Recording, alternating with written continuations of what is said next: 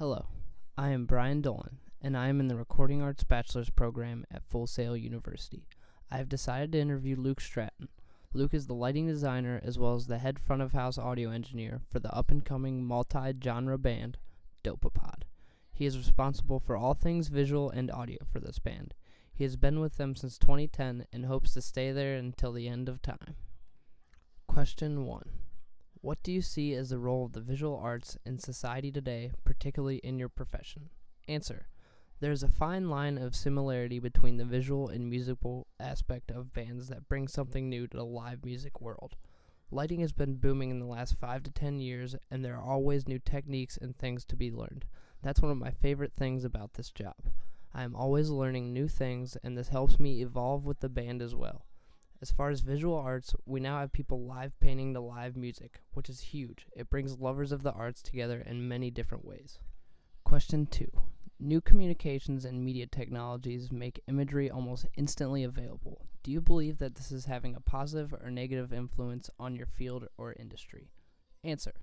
I think media technologies and communications do have a positive influence in this industry. We now have the capabilities of projection mapping visual art and designs on giant screens. People are getting so insane with this. A good example would be Tipper at Sonic Bloom last year, in 2013. His projection artist had Android Jones live painting straight onto the stage setup that Tipper had. I love how technology isn't keeping us from doing what we love.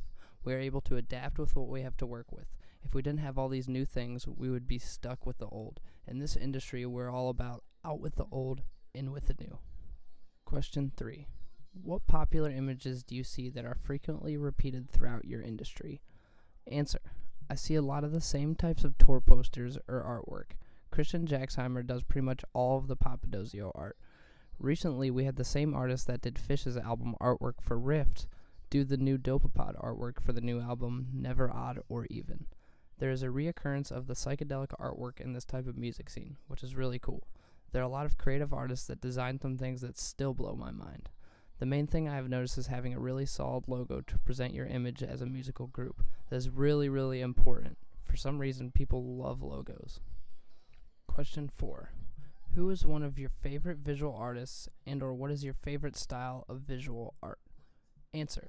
As far as actual artists go, I am a huge fan of Chris Dyer and Alex Gray. I like Chris Dyer because he's developed his own psychedelic style cartoons per se. All of his artwork is very consistent, and I love the live painting he did during Papadozio at Rootwire in 2012. He is a really talented guy, and you should check him out when you have time. I like Alex Gray's work because it's extremely detailed, and the geometrical shapes and visuals he paints are out of this world.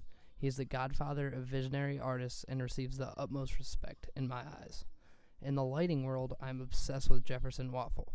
Jefferson is the lighting designer for the band Umphreys McGee. It has been really awesome to work with him for this week, seeing how Dopapod has been opening up for Umphreys McGee during this northern tour run. Waffle is like the Picasso of lighting design. I still am at a loss for words as to how he creates some of the beautiful washy lighting scenes for the band. He is always on point. Question 5. How has your knowledge of famous artworks influenced your creative process? Answer. I was never really into actual art and paintings up until the late 2000s. They have helped me get a better understanding of how colors work together and how your moods can change based upon what colors you see. This has helped me tremendously when working with Dopapod. As you know, the band can go from in-your-face rock and roll to a super swing jazz type feel. This helps because I can pull the audience closer in with changing certain colors to add the effect of things getting intense and then cooling off with softer colors. It adds a lot of character to the entire show, and it's nice seeing myself grow and get better. At the end of the day, I love my job and wouldn't trade it for the world.